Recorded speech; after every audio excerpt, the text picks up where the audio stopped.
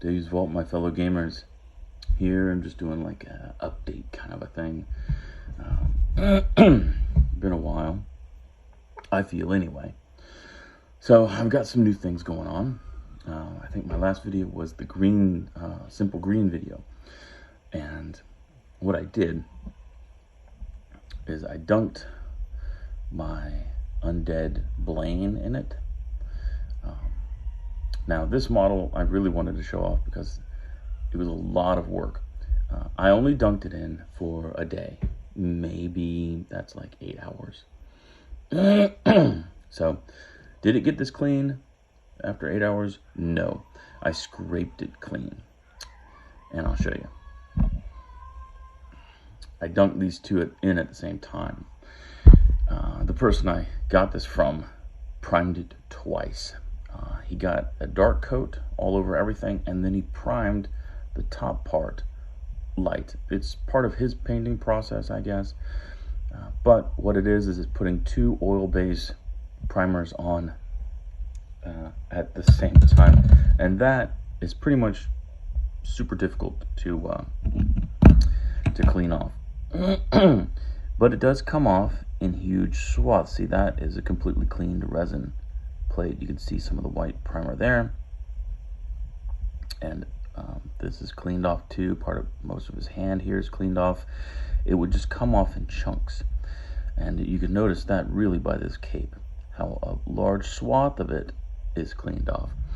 And all I would do is go in here. Actually, this guy's going to be easier than the other Blaine. But yeah, you just come in and pick it off, you know. You just got to scrape a little bit and the mess will come off.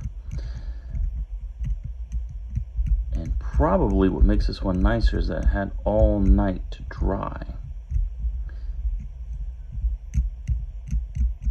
Yeah. Okay. Yeah, see, it's just coming straight off in big, nice chunks. So that's actually really good. When I was doing the other, my Undead Blaine, it was kind of sticking together and being fuzzy.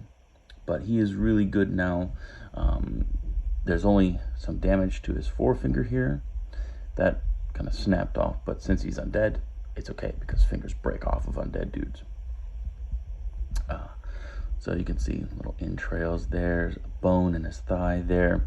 And the reason why I decided to clean him up and put him on his base, he's a Vanguard model, so I'm going to keep his base size the way it is. And I don't think it matters too terrible much for individual models in Kings of War. Not like I'm planning on playing until 4th edition drops, but so I wanted him to be a Lich King. You know, he's an undead model, he's a Mantic model, he's a Blaine, and he's undead. So it makes sense. So he's going to be my Lich King for my undead army. And I'm just excited to get him painted up and rocking and rolling. So another model that I got, I'm super excited about, is this one. Now, I've loved this model for a long time. I bought it when it first came out from Mordenheim. This is the Mordenheim Witch. A lot of you guys probably didn't even know that this babe existed. She is rarer than the rarest rare. So, she's a Games Workshop model, yes. But she's probably one of my favorite models in that range. She's got the broom. She's got the old nasty crone head. She's got an old undead crow on her. She's got a hand hanging from her belt.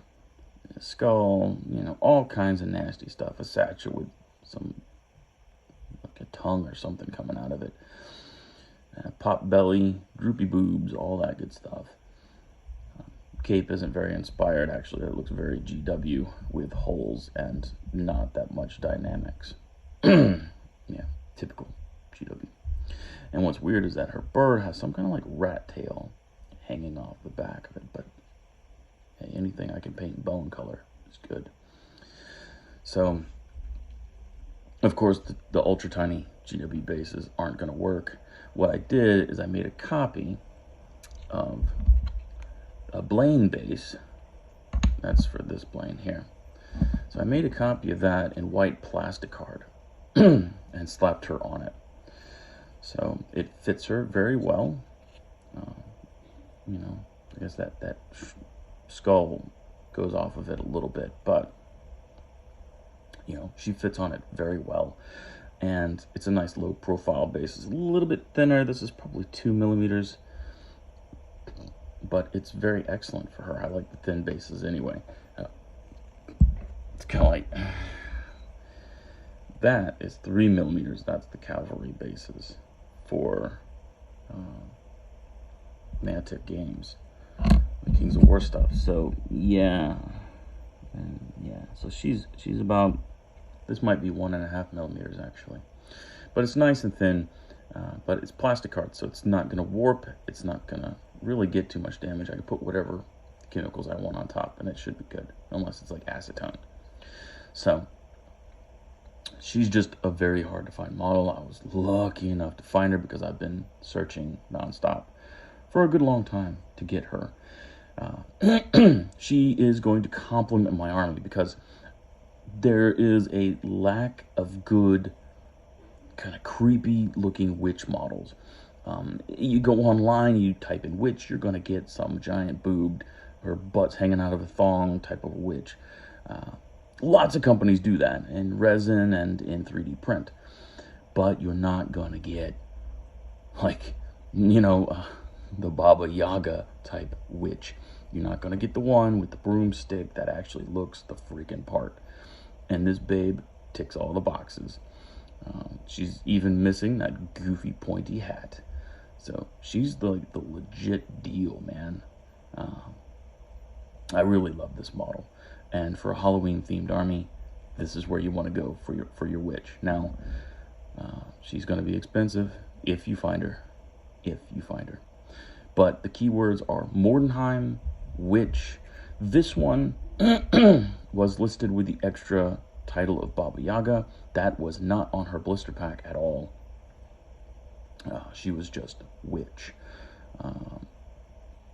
Yeah, and I didn't even have an undead force at the time. I bought the vampire because he was cool. He was running and only 1 foot on the ground and stuff. It was actually one of the few dynamic poses GW did.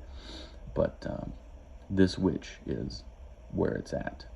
And she's going to be an excellent necromancer for my list.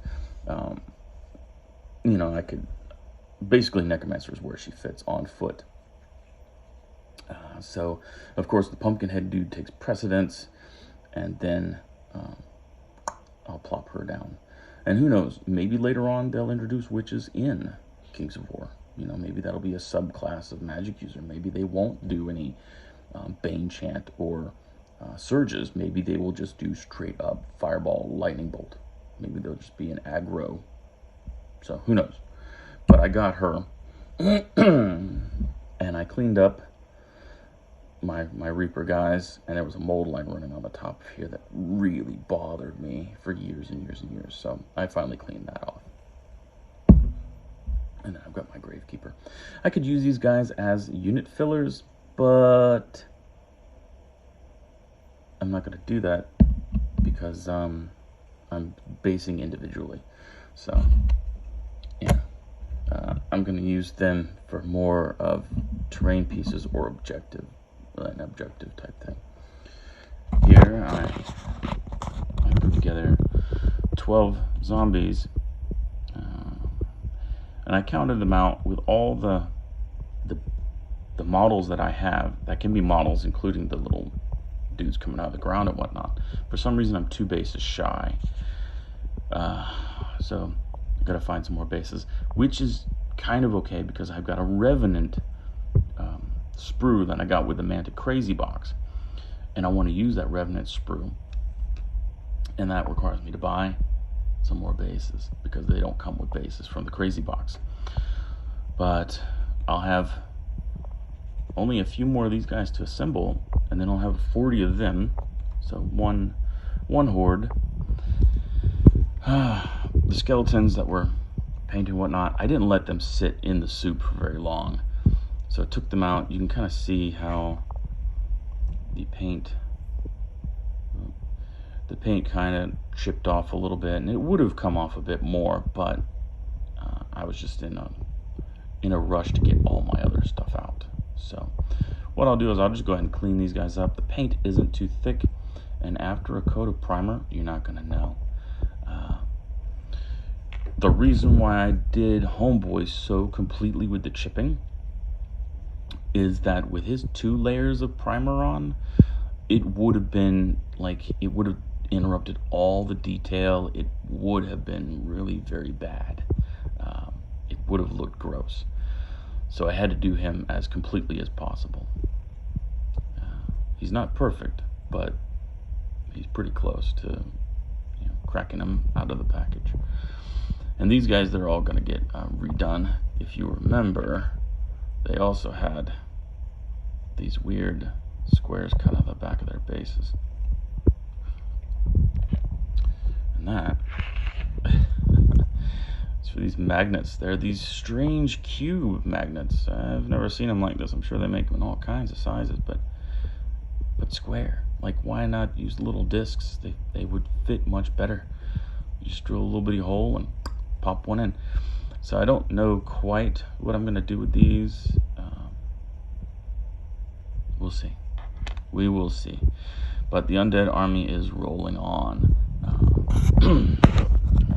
Getting stuff done. He really doesn't have a place right now.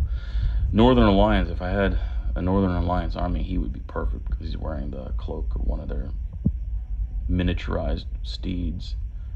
I think that's what he's supposed to be. He's supposed to be for the Vanguard Northern Alliance stuff. But regardless, Undead is getting worked on. Adding some new casters from different lines. And seriously, I've got Mantic casters, so if I go to a tournament or something, then I can take her and hide her someplace. But yeah, so definitely doing some work. They just got done, so they're gonna be put into a carrying case, and then I'm gonna work on these guys. But I'm gonna prime these 2 now and get them good to go. So, all right.